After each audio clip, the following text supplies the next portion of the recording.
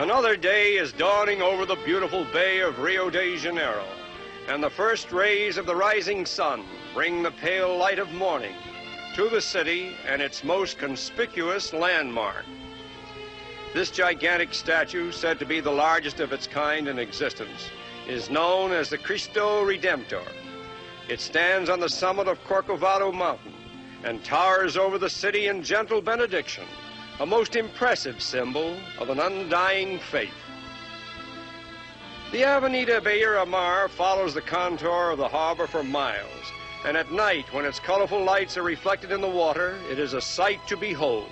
When the first Portuguese explorers sailed into the harbor of Rio and claimed it for the crown of Portugal, they thought it was the mouth of a river, and it being the month of January, they named it Rio de Janeiro, or River of January. In the years that followed, Portugal was too involved with her Asiatic discoveries to pay much attention to her River of January. But when other European powers endeavored to settle here, she became aroused and moved into Rio de Janeiro with flying colors. That was over 4 centuries ago, and what we now behold is an enchanted metropolis with about 2 million inhabitants and a reputation of being the most magnificent city in the world.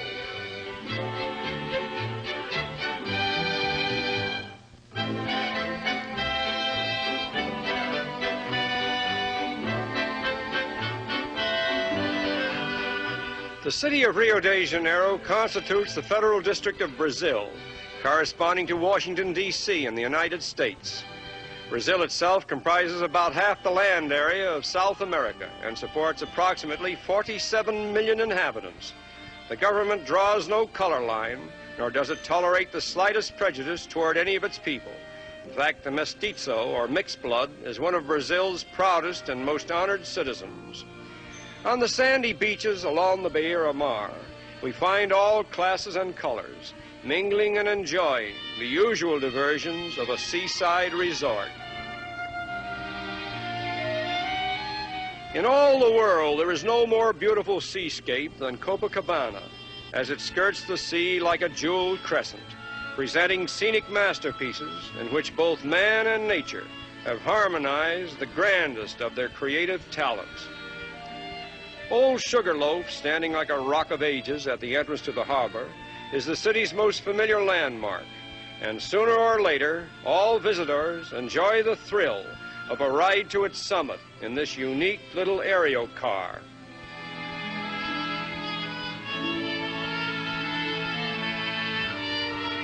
From all angles, Sugarloaf claims our attention, but from no angle can we find any resemblance to a loaf of sugar.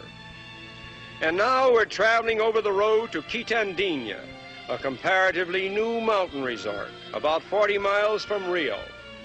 En route, we pass scenes of variegated beauty and eventually arrive at our destination. It was at this luxurious hotel that President Truman addressed the closing session of the Inter-American Conference for the maintenance of continental peace and security. Quitandinha was originally constructed as a public gambling casino, but after its completion, legalized gambling in Brazil was forbidden. This exotic establishment now depends largely upon tourist patronage for its existence. Our next point of interest is Sao Paulo, the second largest city in Brazil and one of the most important industrial centers in all of South America.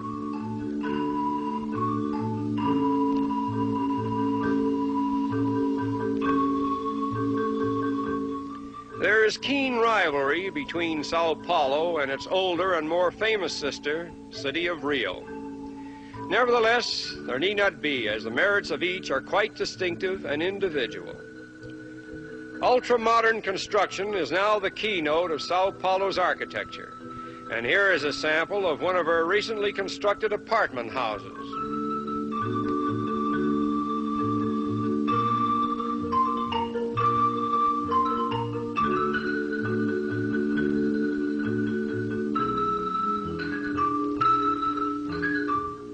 Sao Paulo, or St. Paul, is now a city of over 1.5 million inhabitants.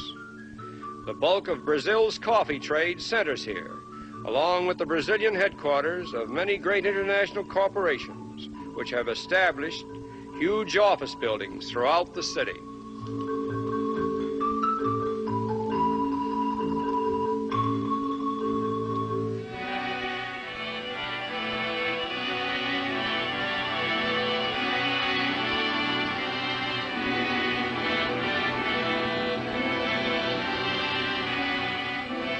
From Sao Paulo, we travel by airplane to the western corner of Brazil, where we are thrilled at the sight of one of the world's greatest water spectacles, the famous falls at Iguaçu.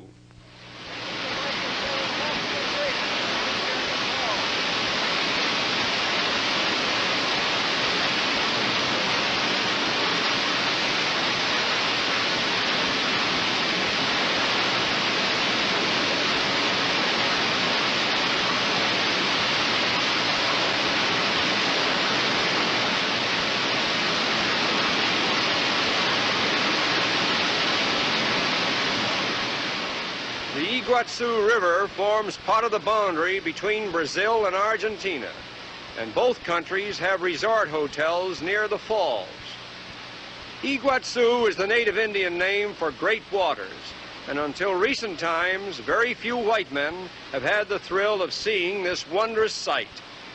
The tremendous arc of Iguaçu curves for a distance of over 2 miles, making it twice as wide as that of Victoria Falls, and about 40 feet higher than that of Niagara.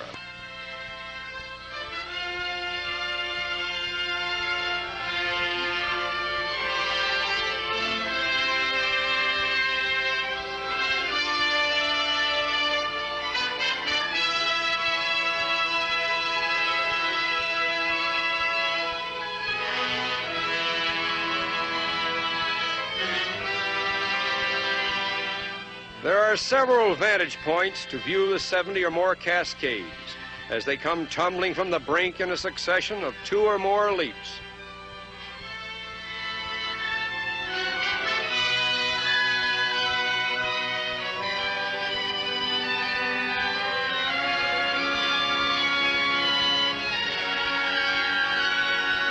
It is here in this remote part of South America that Mother Nature has chosen to create one of her grandest spectacles.